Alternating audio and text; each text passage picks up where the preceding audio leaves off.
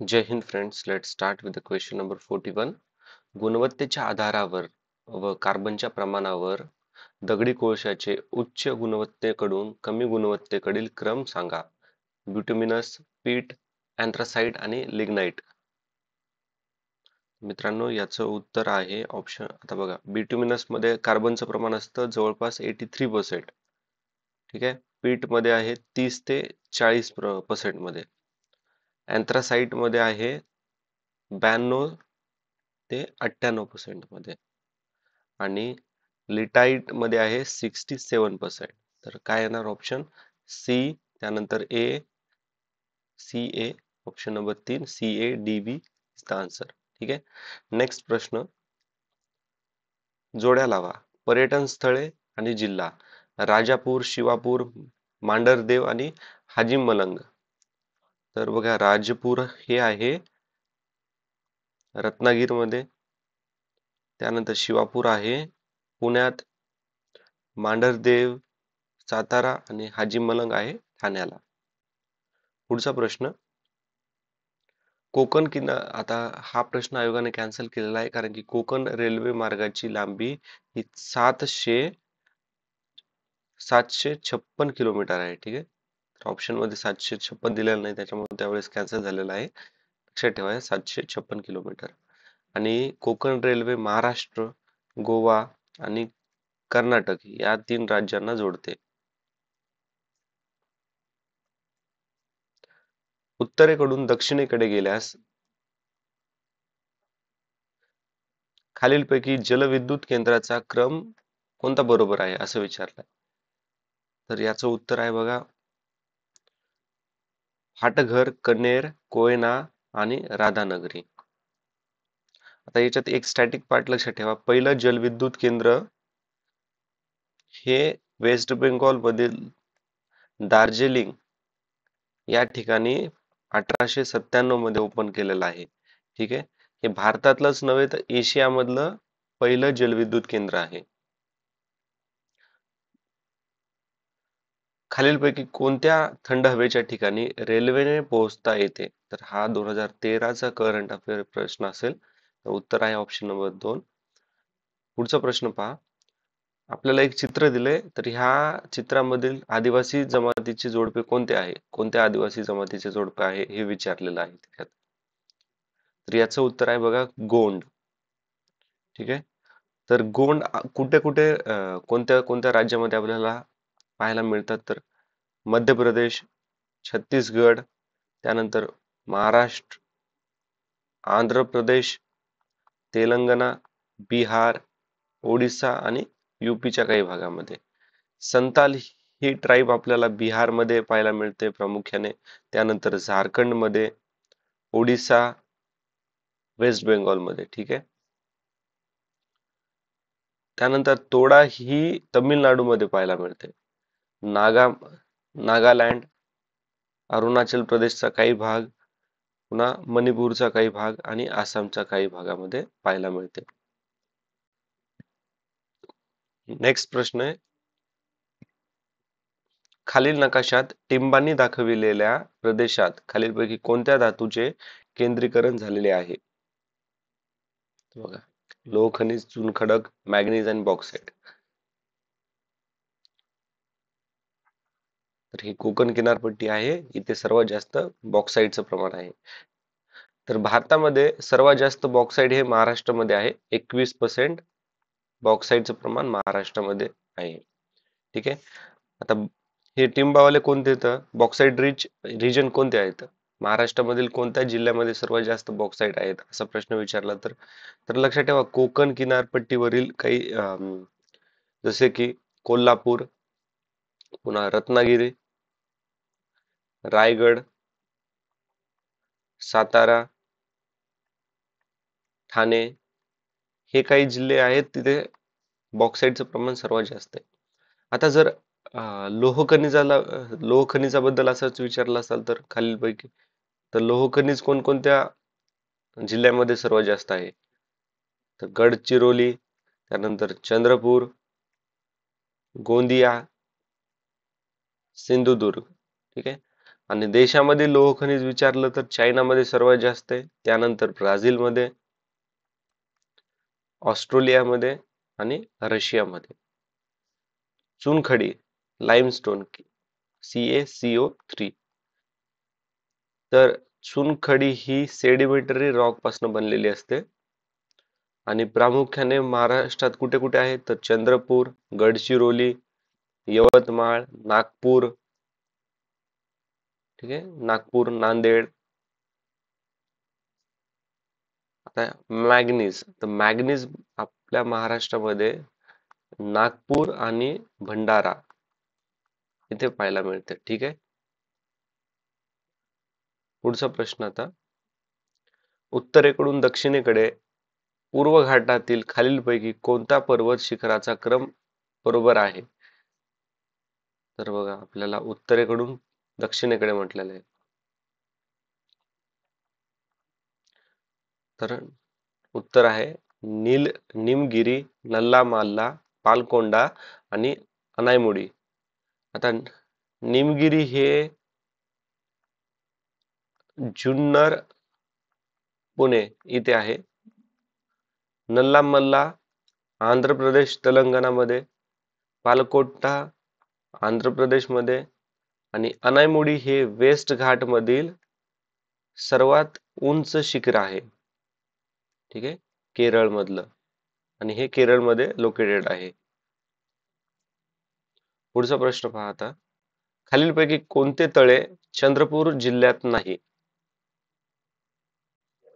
तर उत्तर आहे ऑप्शन नंबर 2, नवेगाव. ठीक आहे, नवेगाव हे गोंदिया तालुक्यामध्ये आहे, जिल्ह्यामध्ये आहे, सॉरी, गोंदिया जिल्ह्यामध्ये आहे नवेगाव. ईस्ट विदर्भ ह्या रिजनला रिजन ऑफ लेक असं पण म्हणतात. रिजन ऑफ लेक. अजून त्यालाच म्हणतात तळ्यांचा जिल्हा. जिल्हा. आणि एक लक्षात ठेवा, जर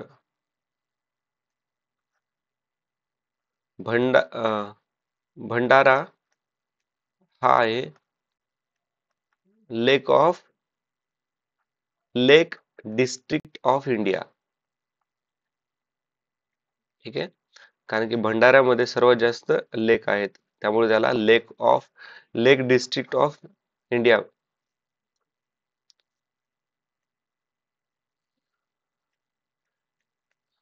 कोणकोणते जिल्हे आहेत विदर्भामध्ये? तर भंडारा, त्यानंतर चंद्रपूर, गडचिरोली, गोंदिया, पुन्हा नागपूर.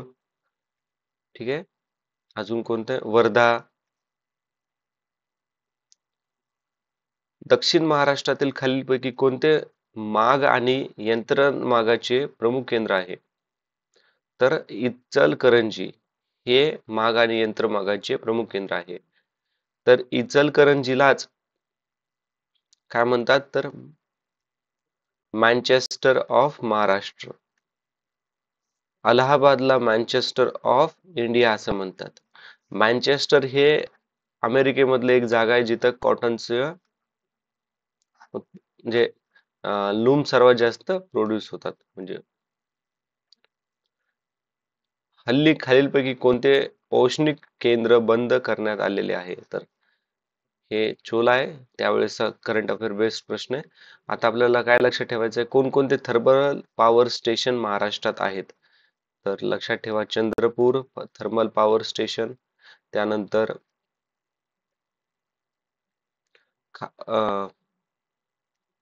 खापरखेरा थर्मल पॉवर स्टेशन जे नगरमध्ये आहे, सॉरी नागपूरमध्ये आहे.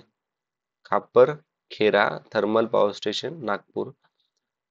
परळी थर्मल स्टेशन, पुन्हा Bhusawal thermal station, Nashik thermal station, पुन्हा कोराडी थर्मल स्टेशन आणि पारस थर्मल स्टेशन.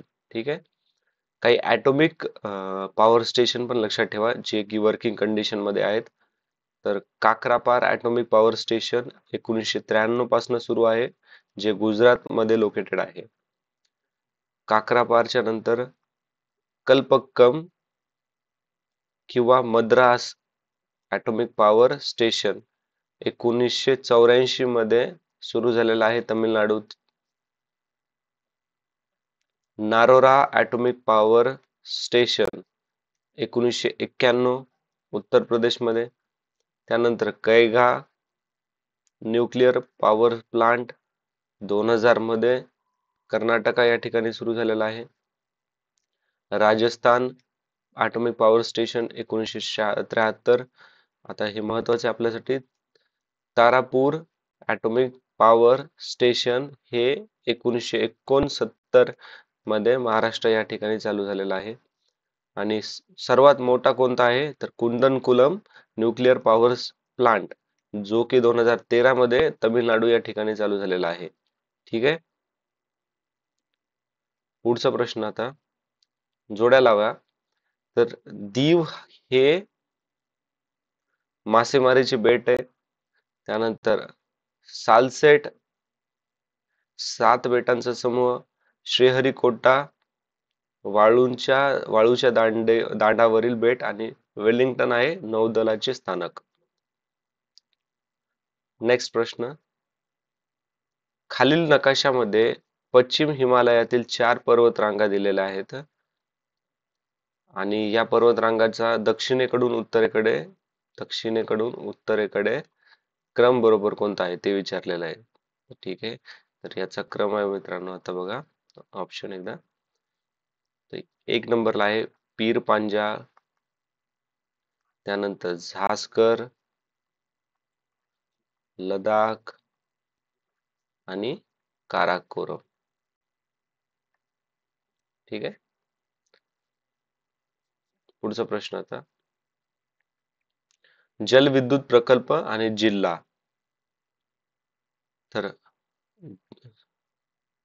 धोम हा आहे साताऱ्याला, भीरा आहे रायगड, भातसा आहे ठाणे, पनवा पुण्याला. ठीक आहे. तर ऑप्शन नंबर 3 1 3 1 सॉरी 3 1 4 2. ठीक आहे. Option number 4. आता याचे स्टॅटिक पार्ट बघा. कोपोली जलविद्युत प्रकल्प जो रायगड मध्ये आहे. ओके. भीरा आणि कोपोली हे रायगड मध्येच आहेत. तर कोपोली हे भारतातलं सर्वात पहिलं जलविद्युत प्रकल्प आहे. 1915 मध्ये सुरू झालेला आहे. आणि याला म्हणजे पाण्याचा रिझर्वायर कोणता आहे तर वाल्वन लेक. ठीक आहे. वाल्वन लेक. साताऱ्यामध्ये बघा अजून एक आहे, धोम बरोबर आहे वीर. ठीक आहे. वीर जलविद्युत प्रकल्प जो त्याच नायरा रिव्हरच्या जवळ आहे. नायरा. ठीक आहे. राधानगरी डॅम, ज्याला ग्रॅव्हिटी डॅम असं पण म्हणतात, हा आहे भोगवती रिव्हर कोल्हापूर. राधानगरी डॅम.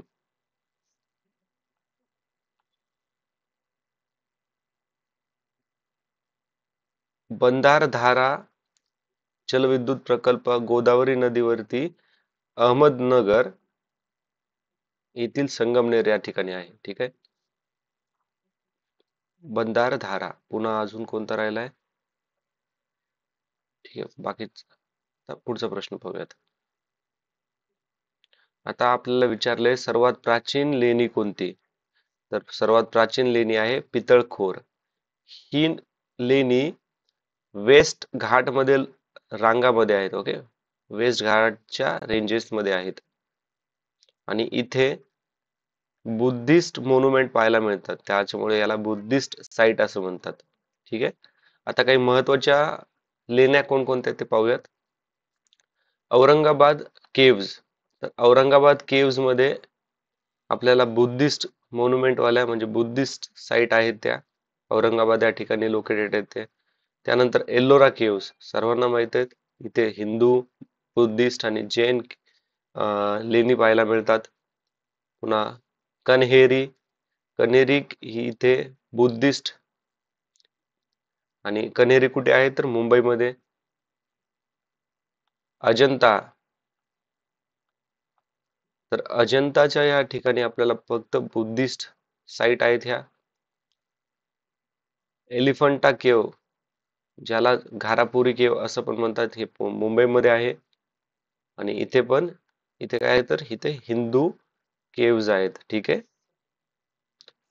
जोगेश्वरी केव तर ह्या बुद्धिस्ट मॉन्युमेंट आहेत इथे. त्यानंतर लेण्याद्री बुद्धिस्ट केव जुन्नर पुणे.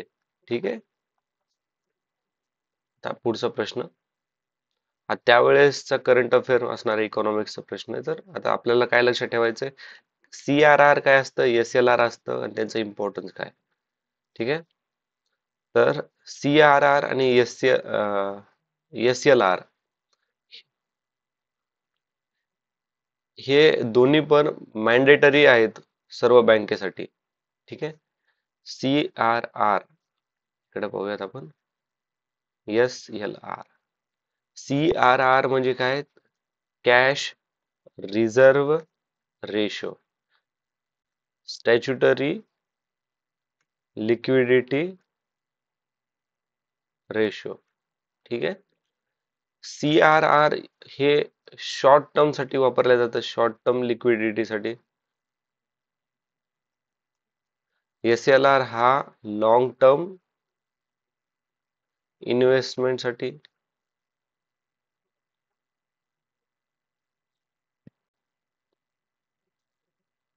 ठीक आहे. CRR हेल्प करतं इन्फ्लेशन मॅनेज करण्यासाठी. CRR काय करतं होल्ड कॅश रिझर्व आणि SLR काय रिझर्व होल्ड करतं गव्हर्नमेंट सिक्युरिटी होल्ड करतं. ठीक आहे. आता इन्फ्लेशन आलंय तर इथे आपण इन्फ्लेशन बघितलं नाही. इन्फ्लेशन कंट्रोल करण्यासाठी CRR हेल्प करतं. डायरेक्टली प्रश्न येऊ शकतो खालीलपैकी कोणकोणत्या गोष्टी इन्फ्लेशन रिड्यूस म्हणजे कमी करण्यासाठी मदत करतात. त्याच्यात CRR ऑप्शन असला तर लक्षात ठेवा. ठीक आहे. SLR चं काही नाही मदत नाही करत पण CRR हेल्प करतो. तर आता लक्षात ठेवा जर असा विचारला इन्फ्लेशन मेजर कशामध्ये केलं जातं तर इन्फ्लेशन मेजर केलं जातं CPI म्हणजे कन्झ्युमर प्राइस इंडेक्स मध्ये मेजर केला जातो. ठीक आहे. ओके हा त्यावेळेसचाच करंट अफेअर बेस्ड प्रश्न आहे. तर याचं उत्तर ग्रामीण कल्याणकारी योजनांना मदत व त्यांचे मूल्यमापन करणे. ठीक आहे. भारतातील पैसा पुरवण्याचे M1 M3 हे प्रकार खालीलपैकी कोणत्या नावाने ओळखले जातात. तर लक्षात ठेवा M1 M2 म्हणलं की संकुचित M1 M2 आणि M3 M4 म्हणजे विस्तारित म्हणजे ब्रॉड मनी M3 M4. ठीक आहे. हम्म. आता याच्यात लक्षात ठेवा M1 हा सर्वात जास्त लिक्विड आहे. M2 त्यानं आता M1 सर्वात जास्त M2 त्याच्यापेक्षा थोडा कमी M3 त्याच्यापेक्षा थोडा कमी आणि M4 हा सर्वात कमी म्हणजे लिस्ट लिक्विड आहे. ठीक आहे.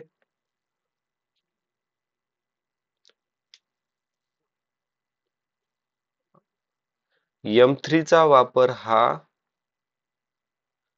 मेजर मनी सप्लाय. ओके मेजर मनी सप्लाय त्यालाच ऍग्रीगेट मॉनिटरी रिसोर्स असं पण म्हणलं जातं. आता काही थोडे कठीण नाहीत पण आपल्याला महत्वाचे. ठीक आहे. मे बी विचारल्या जाऊ शकतात आतापर्यंत विचारलं नाहीये. तर हे बघा हे M1 M2 M3 M4 जे आहेत ना मनी सप्लायचे मेजर्स तर हे RBI पब्लिश करतं. तर M1 म्हणजे काय, तर करन्सी प्लस डिमांड डिपॉझिट. एकदम सोप्या भाषेतले मी डेफिनेशन सांगायलो, हे कीवर्ड्स लक्षात ठेवा. M1 म्हणलं की करन्सी प्लस डिमांड डिपॉझिट. ठीक आहे, डिमांड डिपॉझिट कुठलं, कमर्शियल बँक मधलं. आणि करन्सी कोणती, जी पब्लिक करन्सी आहे ती. ठीक आहे, म्हणजे कॅश आपली, नोट, काय कॉइन वगैरे ते. M2 म्हणलं तर काय, M1 प्लस सेविंग डिपॉझिट. ठीक आहे, saving deposit with post office saving bank. म्हणजे एवढंच लक्षात ठेवा, M2 म्हणजे M1 प्लस सेविंग डिपॉझिट, काहीतरी सेविंग डिपॉझिट आहे, पोस्ट ऑफिस सेविंग बँक. त्यानंतर M3 काय आहे, M1 plus net time deposit of commercial bank. Commercial bank मधला टाइम डिपॉझिट. ठीक आहे, M2 म्हणजे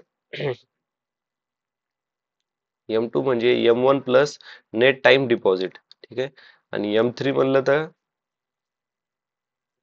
हा सॉरी सॉरी मित्रांनो, बघा, M2 म्हटलं तर M1 plus saving deposit, M3 म्हणलं तर M1 plus net time deposit. ठीक आहे, आणि M4 म्हटलं तर M3 plus total deposit with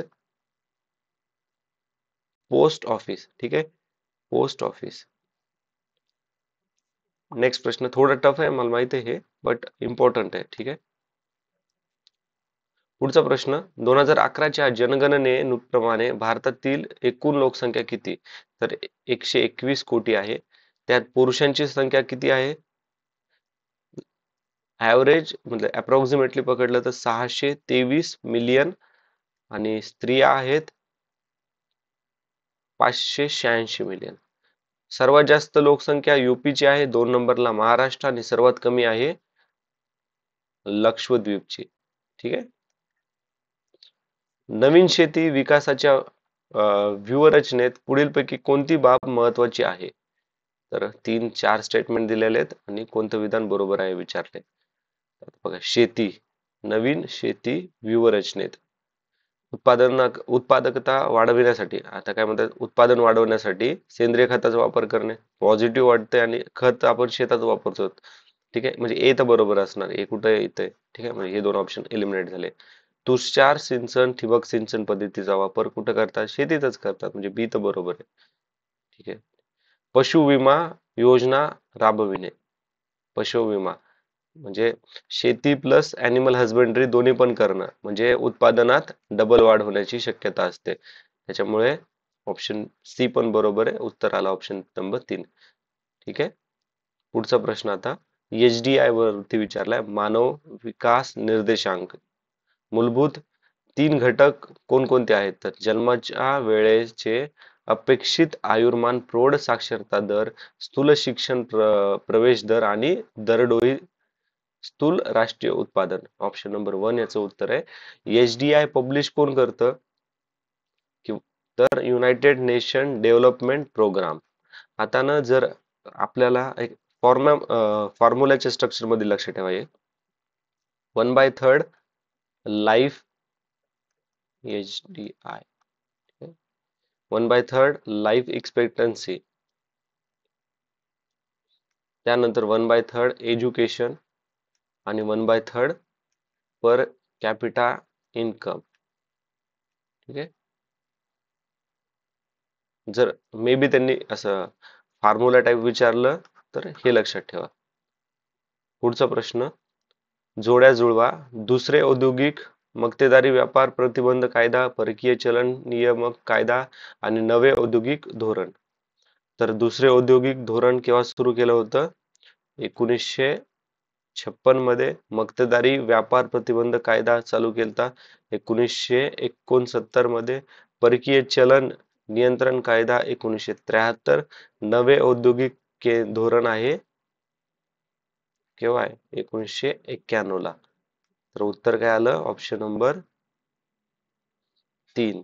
2 1 4 3.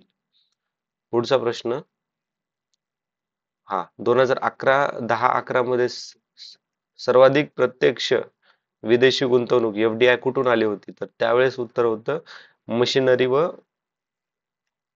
काय हे उद्योग, इक्विपमेंट इंडस्ट्री. पण आता आपल्याला 2024 साठी काय महत्वाचं आहे, सर्व्हिस सेक्टर किंवा टर्शरी सेक्टर किती 16% आहे.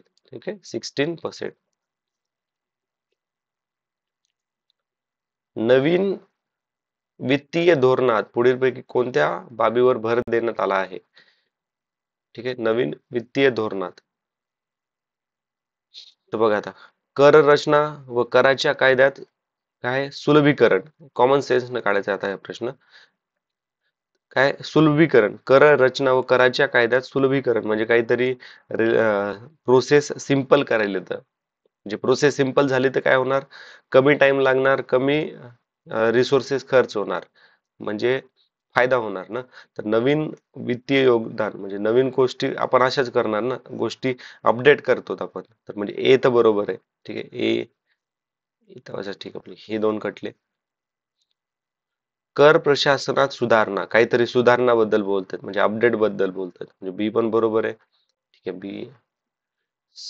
साधन सामुग्रीचे वितरण व कर प्रणालीचे समान महत्व, पॉझिटिव्ह आहे. ते पण आहे. खर्च नियंत्रित करणारी नवीन प्रभावी पद्धत अवलंबणे, बघा अपग्रेड, नवीन पद्धत अवलंबायला म्हणजे डेव्हलपमेंट चांगली करण्यासाठी कमी खर्चामध्ये कमी कसं होणार, कमी खर्चामध्ये कशी पद्धत, कोणती पद्धत अवलंबायची. तर चारीला चारी बरोबर आहेत. कॉमन सेन्सच्या आधारावरती प्रश्न होता हा. पुढचा प्रश्न. ठीक आहे, गार ह्या सुधारित तरतुदी भारतात केव्हापासून लागू होतील? एप्रिल 1, 2016. टफ आहे हा. 1950-51 ते 2010-11 या कालावधीत प्राथमिक क्षेत्राचा जीडीपी वाटा खालीलपैकी कोणत्या प्रमाणात घसरला? तर तो आहे 55.4 ते 14.3%. ठीक आहे. आता जीडीपी काय काय असतं, जीडीपी ते आपण पाहूयात. जीडीपी म्हणजे काय, ग्रॉस डोमेस्टिक प्रोडक्ट. आणि ग्रॉस डोमेस्टिक प्रोडक्ट काय मेजर करतं, गुड्स आणि सर्व्हिस जे भारतामध्ये म्हणजे किंवा एखाद्या कंट्रीमध्ये प्रोड्यूस होतात, ओके, एका पर्टिक्युलर टाइम पिरियड मध्ये, त्याला जीडीपी असं म्हणतात. आणि जीडीपी वरून आपल्याला लक्षात येतं की त्या देशाची इकॉनॉमिकल हेल्थ कशी आहे, ओके, पुन्हा ग्रोथ रेट कशी आहे. जीडीपी मध्ये कोणकोणत्या गोष्टीचा इन्क्लूड होत नाही, तर बघा, जे अनपेड वर्कर असतात ना, अनपेड वर्क, जसं की लहान लेकरांची काळजी घेणं घरामध्ये. ठीक आहे, अजून कोणकोणत्या, तर जीडीपी कॅल्क्युलेट कशी करतात, तर जीडीपी कॅल्क्युलेट करण्यासाठी एक्सपेंडिचर म्हणजे खर्च, प्रोडक्शन आणि इन्कम, ह्या तीन फॅक्टरला कॅल्क्युलेट करावं लागतं, खर्च, प्रोडक्शन आणि कशाला, इन्कम्सला.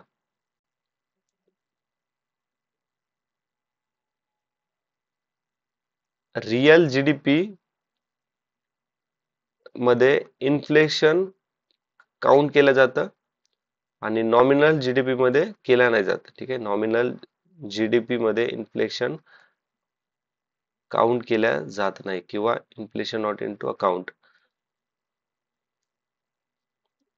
जीडीपीचा आता बघा, जीडीपी कोणत्या देशाची जीडीपी कशी आहे.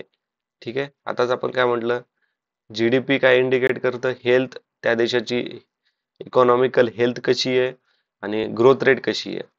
ओके, जर कोणाला बिझनेस टाकायचा असेल किंवा कोणत्या पॉलिसी बनवायची असेल, ओके, किंवा व्हॉट एव्हर इकॉनॉमिकल ऍक्टिव्हिटी करायची असतात, तर तो पहिले काय करणार, जीडीपी बघणार त्या देशाची. म्हणजे जीडीपी काय झालं, एक इंडिकेटर झालंय त्यांच्यासाठी, ओके, पॉलिसी मेकरसाठी, इन्व्हेस्टरसाठी, बिझनेसेस ओपन करण्यासाठी.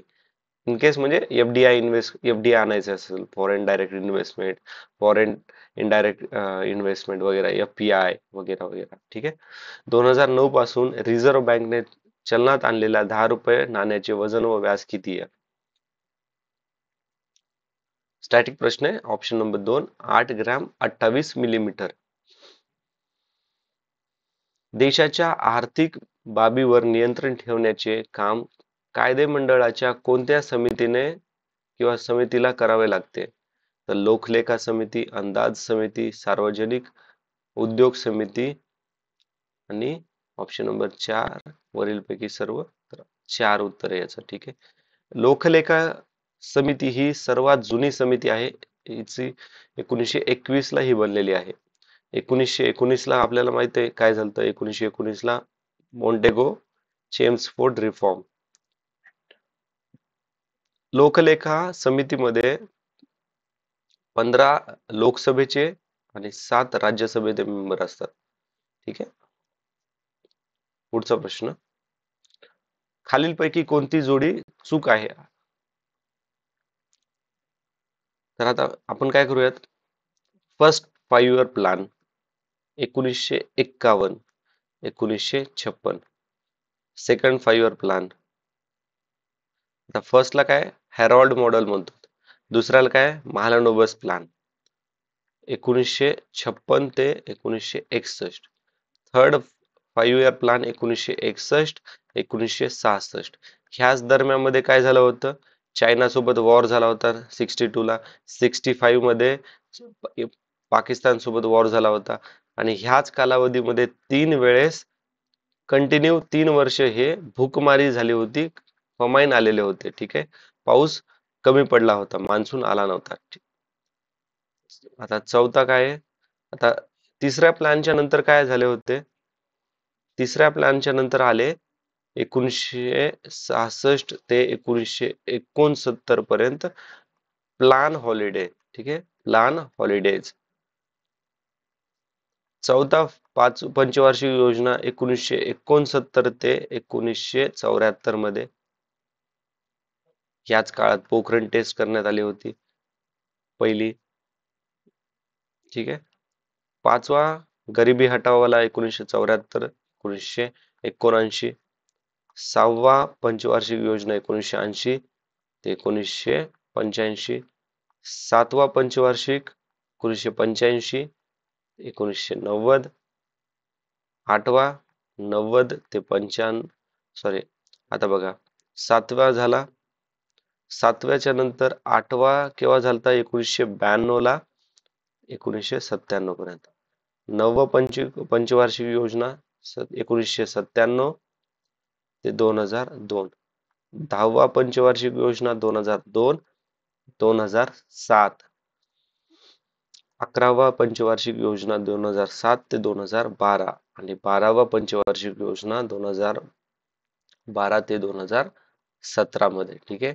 2017 नंतर पंचवार्षिक योजनाची जागा घेतली नीती आयोग. नीती आयोगाचे हेड चेअरमन कोण असतात, प्राईम मिनिस्टर असतात. ठीक आहे. प्लॅनिंग कमिशन केव्हा चालू झाली होती, 1950 मध्ये. तिचे हेड कोण असतात, प्राईम मिनिस्टरच हेड असतात. All clear. पंचवार्षिक योजना ही आपण USSR कडनं बॉरो केली होती. USSR ने 1928 मध्ये त्यांच्या देशामध्ये पहिल्यांदा अप्लाय केलेले होतं.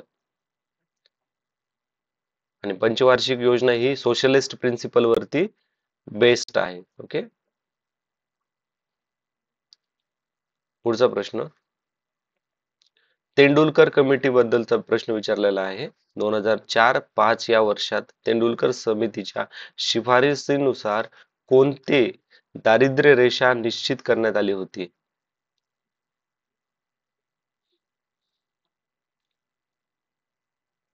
आता बघा, तेंडुलकर कमिटीने काय सांगितलं होतं की तेंडुलकर कमिटीच्या आधी काय मेजरमेंट कशात करायची, दारिद्र्य रेषेची कॅलरीज मध्ये करायची. एक पर्टिक्युलर अमाऊंट कॅलरीज रुरल एरियाला आणि अर्बन एरियाला. ओके. बट ती एक प्रॉपर स्ट्रॅटेजी नव्हती, त्याच्यामुळे तेंडुलकर कमिटीने त्याला खारिज केलं कॅलरीज वाल्या मॉडेलला. त्यांनी दारिद्र्य रेषेची म्हणजे पॉवर्टी लाईन, त्यानंतर त्यांनी रिकमेंड केलं की तुम्हाला बेसिक ज्या गरजा असतात ना माणसाच्या, त्या गोष्टी पण कॅल्क्युलेट कराव्या लागतात त्याचे दारिद्र्य रेषा काढायची असेल तर. किंवा त्याचं डेव्हलपमेंट किती झालेली आहे. जसे की बेसिक गोष्टी कोणकोणत्या, त्याला त्याचं एज्युकेशन कसं आहे, पुन्हा त्याला हेल्थ केअर कशी आहे, सॅनिटेशन कसे आहे, त्याची इन्कम सोर्सेस कोणते, पुन्हा ऍडिशनल इन्कम सोर्सेस कोणते आहेत, ठीक आहे. पुन्हा त्याला हेल्थ हेल्थ आणि एज्युकेशनसाठी तो प्रायव्हेट म्हणजे प्रायव्हेट कडे जातो का गव्हर्नमेंट कडे जातो, ह्या सर्व गोष्टी कॅल्क्युलेट कराव्या लागतात. हे तेंडुलकर समितीने सांगितलं होतं. तर ग्रामीण भागामध्ये त्यांनी किती सांगितलं होतं, 446 रुपये आणि शहरी भागात 578 रुपये. खालीलपैकी कोणता बदल भौतिक स्वरूपाचा नाहीये, कोणता बदल हा फिजिकल चेंज नाहीये विचारले. तर पदार्थाचे अवक्रम होणे, डिग्रेडेशन ऑफ मॅटर, हे एक केमिकल चेंज आहे. आता बघा, फिजिकल चेंज काय असतो आणि केमिकल चेंज काय असतो. फिजिकल आणि हा आहे केमिकल. फिजिकल चेंज म्हणजे टेम्पररी झालेला चेंज, ओके, आणि जो रिव्हर्स करू शकतो. केमिकल हा परमनंट चेंज असतो आणि हा रिव्हर्स करणं कठीण असतं. ओके, रिव्हर्स करणं कठीण असतं किंवा होऊच शकत नाही. आता उदाहरणातून लक्षात घ्या. फिजिकल चेंज म्हणजे काय, दोन किंवा दोन पेक्षा जास्त सबस्टन्स मिक्स करून काहीतरी बनवणं. फिजिकलला बघा, melting of solid to liquid, liquefaction of gas to liquid, vaporization. आता जर डेली लाईफ मधलं उदाहरण घेतलं तर बघा, भेळ. ओके, भेळ आपण मिक्स केली, पण ते टाकलेला चिवडा, कांदा, पुन्हा काय काय असतं ते टोमॅटो, ते बाजूला पण काढू शकतो. ठीक आहे. एकदम लेमन लँग्वेज मधलं उदाहरण सांगतो. केमिकल चेंज म्हणलं तर काय, चहा. चहामध्ये दूध, साखर वगैरे टाकल्यानंतर ते बॉईल करतो. ओके, त्याला आपण काय बनणार, दूध आणि पत्तीचा मिळून चहा बनला, नवीन प्रोडक्ट बनलं. पण त्याचा हे होतंय का, त्याला रिव्हर्स करू शकतोय का आपण, नाही करू शकत. ठीक आहे. तर इवन दो तुम्हाला केमिकल प्रोसेस रिव्हर्स जरी करायची असेल तर त्याच्यासाठी खूप जास्त मेहनत घ्यावी लागते किंवा ती खूप मोठी प्रोसिजर असते, पण ते एक रेअर केसेस मध्ये असतात त्या. ठीक आहे. एवढंच लक्षात ठेवा. फिजिकल हा temporary change, chemical physical change मध्ये लक्षात ठेवा, टेम्पररी चेंज, त्यानंतर नवीन प्रोडक्ट बनत नाही आणि रिव्हर्सिबल होतं. केमिकल चेंज मध्ये काय, केमिकल चेंज नवीन प्रोडक्ट बनतं, पुन्हा कंडिशन नॉन रिव्हर्सिबल आहे आणि परमनंट चेंज होतो तो.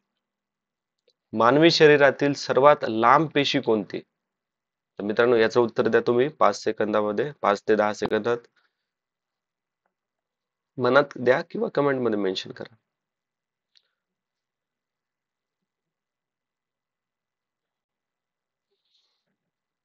तर उत्तर आहे बघा, चेतापेशी. आता शुक्रपेशी काय आहेत, शुक्रपेशी सर्वात लहान सेल आहेत. ठीक आहे. त्यानंतर आता बघा, आपल्याला यांनी सर्वात लांब म्हटलंय, सर्वात मोठी कोणती आहेत, अंडपेशी. ठीक आहे. पुढचा प्रश्न, अन्न पदार्थाची ऊर्जा रिकाम जाग्या परिमाणात मोजली जाते. ठीक आहे. 5 सेकंदात आन्सर द्या मित्रांनो, सोपा प्रश्न आहे. 5-10 सेकंद वॉट एव्हर तुमच्या ह्याने, पण ट्राय करा. ठीक आहे. ठीक आहे, तुम्ही वाटलं पॉज करून ट्राय करा नंतर. तर उत्तर आहे याचं कॅलरीज. ठीक आहे. आता किलो जूल, आता किलो जूल हे पण युनिट आहे एनर्जी मोजायचंच. ठीक आहे, एनर्जी मोजायचं. कोल कोलंबस इलेक्ट्रिक चार्ज मेजर करण्याचं युनिट आहे. अर्ग्ज आहे एनर्जी, युनिट ऑफ एनर्जी. ठीक आहे. अर्ज पण एनर्जीचं युनिट आहे. पुढचा प्रश्न, अणुभट्टीमध्ये होणारी ऊर्जा निर्मिती यामुळे होते. Energy produces in a nuclear reaction is due to. तर ऑप्शन नंबर 2, केंद्रकीय विखंडन म्हणजे न्यूक्लिअर फ्युजन मुळे होते. न्यूक्लिअर फ्युजन मध्ये काय होतं, न्यूक्लिअर फ्युजन मध्ये large amount of energy release होते in the form of heat. ठीक आहे. डिस्प्लेसमेंट रिॲक्शन ही एक केमिकल रिॲक्शन आहे जिथे मोर रिॲक्टिव्ह एलिमेंट डिस्प्लेस लेस रिॲक्टिव्ह एलिमेंट. ओके, म्हणजे ज्याच्याकडे जास्त पॉवर आहे तो कमी पॉवर वाल्याला रिप्लेस करतो. डिस्प्लेसमेंट रिॲक्शन म्हणजे केमिकल रिॲक्शन म्हणजे काय, one set of chemical substance convert into another form of chemical. ठीक आहे, रिॲक्शन म्हणजे एका पासून दुसरी रिॲक्शन म्हणून एक्झाम्पल थ्रू लक्षात घ्या. जसं की गंजणं, रस्टिंग, पुन्हा बर्निंग ऑफ वूड, हे सर्व काय केमिकल रिॲक्शन्स आहेत. आपण जसं आता केमिकल चेंज बघितलं ना, मिल्क चहावालं उदाहरण, तर हे काय आहे, हे सगळं केमिकल रिॲक्शन्स आहेत. न्यूट्रलायझेशन रिॲक्शन बघा, हे ऍसिड आहे, हा बेस आहे, हे दोन्हीला मिक्स केलं तर काय होणार, ते न्यूट्रल होणार. ठीक आहे. आणि ऍसिड आणि बेस जर मिक्स केलं तर काय बनतं, साल्ट प्लस वॉटर. नेक्स्ट प्रश्न, हायड्रो पॉवर प्लांट मध्ये आता हायड्रो पॉवर प्लांट मध्ये काय असतं, तर hydro power plant potential energy याचं रूपांतर विद्युत ऊर्जेत केलं जातं. ठीक आहे, potential energy mgh, kinetic energy 1/2 mv², आणि ह्या दोन्हीची एनर्जी मिळून मेकॅनिकल एनर्जी. ठीक आहे. मानवी डोळ्याचा कोणता भाग आत येणाऱ्या किरणांना नियंत्रित करतो, तर आयरिस काय करतात, आता बघा इथं व्यवस्थित लक्षात ठेवा, आत येणाऱ्या किरणांचा कोणता भाग, amount of light enter the eyes. Okay, किती अमाऊंट ऑफ एनर्जी लाईट डोळ्यामध्ये इंटर करायचं ते काम काय करतं, आयरिश करतं. ठीक आहे.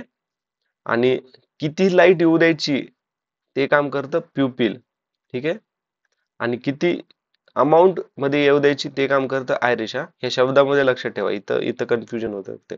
आता बघा, तुम्ही ज्यावेळेस अंधारात असतात ना, तर तुमचं प्युपिल हे मोठं होतं, आणि त्यावेळेस तुम्ही उजेडात येतात त्यावेळेस तुमचं प्युपिल हे छोटं होतं.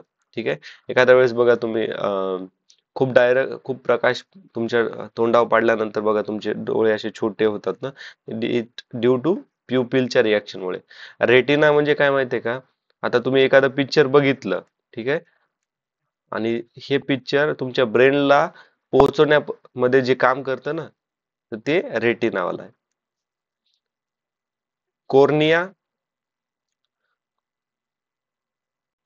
तर कोर्निया हेल्प करतं, जी तुम्ही बघितलेली वस्तू आहे ना, ती त्याची क्लिअर व्हिजन किती आहे त्याच्यावरती काम करतो कोर्निया.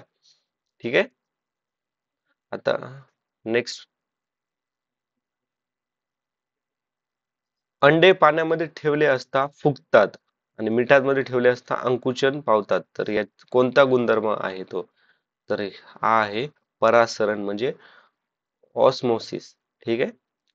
आता याच्यामध्ये विस्कोसिटी म्हणजे काय, ते बघा किती थिक आहे एखादं ऑब्जेक्ट, त्याचे त्याला म्हणजे आता एकदम सोप्या भाषेतलं उदाहरण बघा, एका याच्यात पाणी आणि दुसऱ्या याच्यामध्ये बघा तुम्ही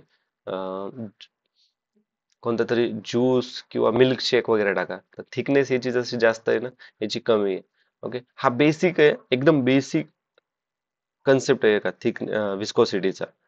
ओके, पण आता हा काय असणार, नॉर्मल पाणी जास्त फास्ट फ्लो होणार, आणि हा मिल्क शेक आपला हा कम्पॅरेटिव्हली याच्या स्लो फ्लो होणार, यांची डेन्सिटी जास्त असणार, याची डेन्सिटी कम्पॅरेटिव्हली लो असणार. रिफ्रॅक्टिव्ह इंडेक्स काय, आल्याला किरण गेल्याला. Okay, angle of incidence, angle of refraction, Snell's law. ठीक आहे, 90 डिग्री साइन वाला, आठवते. तर काय आहे रिफ्रॅक्टिव्ह इंडेक्स, काय करतं, bending of light bending of light when passes from one medium to another medium. ठीक आहे, बेंडिंग ऑफ लाईट फ्रॉम एका मीडियम कडून दुसऱ्या मीडियम मध्ये लाईट ज्यावेळेस जातो त्यावेळेस तो बेंड होतो. ओके, त्यालाच काय रिफ्रॅक्टिव्ह इंडेक्स म्हणतात. आणि सोलर सेल कशापासून बनलेला असतो, तर तो बनलेला आहे सेमीकंडक्टर पासून. ओके, कंडक्टर म्हणजे काय, इलेक्ट्रिक करंट वाहून घेऊन जात असतो तो. इन्सुलेटर म्हणजे जे रेजिस्ट करतात, इलेक्ट्रिसिटी झालं, हीट झालं, आणि साऊंडला पण रेजिस्ट करतात. ठीक आहे. सुपर कंडक्टर काय असतं, जे इलेक्ट्रिसिटी कंडक्ट करतं without resistance. Okay, without resistance. Next प्रश्न, गांडूळ हा प्राणी कोणत्या संघात येतो, तर हा ॲनेलिडा मध्ये येतो. गांडूळ यांच्या सोबत अजून येतात लिचस म्हणजे जळू आणि रॅगवॉर्म. मोलुस्कामध्ये सगळे जे सॉफ्ट ॲनिमल्स असतात ना ते येतात याच्यामध्ये, जसे की स्नेल्स म्हणजे गोगलगाय, पुन्हा खाम्स आणि ऑक्टोपस.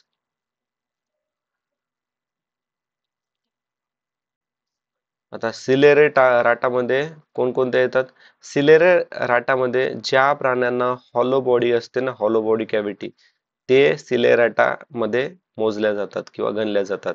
जसे की आता उदाहरण लक्षात ठेवा, उदाहरणावरती प्रश्न येतो. कोरल्स, पुन्हा हायड्रस, जेलीफिश.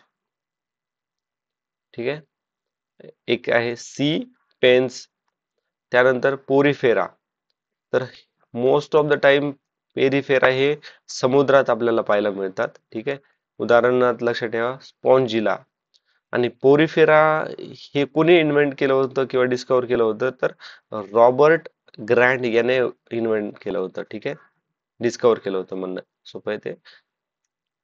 पुढचा प्रश्न, नॅचरल गॅस हा उत्तम गॅस आहे कारण, आता हे कॉमन सेन्सचा प्रश्न आहे, त्याची कॅलोरिफिक व्हॅल्यू कमी आहे, तो धूर विरहित जळतो, तो कोणताही विषारी वायू तयार करीत नाही, कोणताही विषारी वायू तयार करत नाही असं म्हटलेलं आहे. तर बी आणि सी दोन्ही बरोबर आहेत. Option number 2 is the answer. आता बघा, हे प्रश्न सोपा आहे दिसायला, पण इथं एकच ट्रॅप आहे. आरोग्य शिक्षण रिकाम जगाशी संबंधित नाहीये म्हणतात. आरोग्य शिक्षण कशाशी संबंधित नाहीये, आरोग्य शिक्षण हे लोकांचे दारूचे व्यसन याच्याशी संबंधित आहे का, बरोबर आहे, दारू पिऊ नये हे आरोग्य शिक्षण सांगतं ना, म्हणजे हे तर नसणार. उघड्यावर शौच करणे, अरे विरोधात आहे ना, आरोग्य शिक्षणाच्या विरोधात आहे हे. आणि आरोग्य शिक्षण आपल्याला काय सांगणार की उघड्यावर तुम्ही संडास करू नका, त्याने जीवजंतू जास्त पसरतात, रोगराई वाढेल. मग आरोग्य शिक्षणात आपल्याला नाही विचारलंय त्यांनी, हे चुकलं. व्यसने व दारिद्र्य हे पण आरोग्य शिक्षणात येतात. व्यसन, तुम्ही दारूचं व्यसन तुम्हाला किती वाईट असते. पाण्याचे प्रदूषण, बरोबर आहे, पाण्यामुळे कॉलेरा होतो, डायरिया. ठीक, असे धूम्रपानाचे हृदय विकाराचे रोग धूम्रपानानेच होतात, धूम्रपानाने. पुन्हा प्राथमिक आरोग्य सेवेची सोय, प्राथमिक आरोग्य सोयीची, हे येतं का याच्यामध्ये, आरोग्य शिक्षणाच्या संबंधित आहे का, हे आहे ना, बरोबर. फर्स्ट एड ट्रीटमेंट आपल्याला नाही विचारलेले आहे. लोकांचे लसीकरण आणि कुटुंब नियोजन, शस्त्रक्रिया करणे, तर हे आरोग्य शिक्षणशी संबंधित आहे. ठीक आहे, या दोन गोष्टी. तर उत्तर आहे ऑप्शन नंबर 4. ठीक आहे, थोडासा लँग्वेज मध्ये ट्रॅप आहे. पुढचा प्रश्न आता बघा, विजेची विजेची उपकरणे व स्वयंपाकातील भांड्याचे हँडल ज्यापासून बनवितात ते बेकालाइट पॉलिमर हे कशापासून बनतात, तर हे फिनॉल व फॉर्मल्डिहाइड याच्यापासून बनलेलं असतं. ठीक आहे, नेक्स्ट प्रश्न, डॉसेरा वनस्पती ही कोणत्या वनस्पतीच्या वर्गामध्ये आहे, तर ही कीटकभक्षक वनस्पती आहे, ज्यालाच कार्निवोरस प्लांट असं पण म्हणतात. डॉसेरा सोबत अजून कोणकोणत्या वनस्पती कीटक भक्षक आहेत तर व्हीनस, हे पाठ करा, व्हीनस फ्लाय ट्रॅप, त्यानंतर पिचर प्लांट आणि कोब्रा लिली. स्वयंपोषित वनस्पती म्हणजे आपल्या बनाना, सगळे जे झाड आहेत ना आपण जे खातो वनस्पती, त्या स्वयंपोषित वनस्पती आहेत. म्हणजे बनाना, लिंबाचं झाड, बोरीचं झाड, आंब्याचं झाड, चिंचेचं झाड. ओके. परजीवी वनस्पती म्हणजे काही प्रमाणामध्ये किंवा पूर्णतः न्यूट्रिएंट साठी दुसऱ्या लिव्हिंग प्लांट वरती अवलंबन. म्हणजे उदाहरणार्थ बघा, अमरवेल, ज्याला कासकटा पण म्हणतात, आणि मिसलेटो. ठीक आहे. तुम्ही बघितलं असेल एखादं असं झाड आहे, त्या झाडावरती दुसरं पिवळं पिवळं पिवळं पिवळं काहीतरी असते, तर ते परजीवी वनस्पती असतात. ओके. दुसऱ्यावरती पूर्णतः किंवा काही प्रमाणात अवलंबून असतात. पुढचा प्रश्न आता, आधुनिक आवर्त सारणीमध्ये मूलद्रव्याची मांडणी ही त्यांच्या रिकामजागानुसार करतात. हे आत्ताच आपण एक मागलच्या 2 व्हिडिओमध्ये बघितलं होतं, पिरियॉडिक, मॉडर्न पिरियॉडिक टेबल बद्दलचं. तर अनुअंक नुसार मांडली जाते. तर आधुनिक आवर्त सारणी म्हणजे पिरियॉडिक टेबल हा मॅनेज कोण करतो तर international union of pure and applied chemistry. Okay. IUPAC. त्यानंतर 118 एलिमेंट आहेत प्रेझेंट मध्ये पिरियॉडिक टेबल मध्ये, 7 पिरियड्स आहेत आणि 18 ग्रुप्स आहेत. लेफ्ट कडून राईट कडे ॲटमची साईज कमी कमी होत जाते. ठीक आहे. लेफ्ट कडून राईट कडे ॲटमची साईज कमी कमी होते. अजून याच्यात एक महत्वाचं आहे, लेफ्ट साइडला, हे राईट साइड, इकडे असतात मेटल आणि राईट साइडला असतात नॉन मेटल. ठीक आहे. आणि मास नंबर काय, total number of proton and neutron म्हणजे mass number. Electric heating element साधारणतः कोणत्या धातूपासून बनवलेले असतात तर इलेक्ट्रिक हीटिंग एलिमेंट्स हे साधारणतः नायक्रोम ह्या धातूपासून बनलेले असतात आणि टंगस्टन यूज केला जातो बल्ब मध्ये. ठीक आहे. ओके मित्रांनो, तर आय होप तुम्हाला पूर्ण डाऊट क्लिअर झाले असतील. काही डाऊट असेल किंवा काही क्वेश्चन्स असेल तर तो टाइमलाईन मेन्शन करून मला कमेंट बॉक्समध्ये विचारा. Thanks for watching. See you in next video. Jai Hind.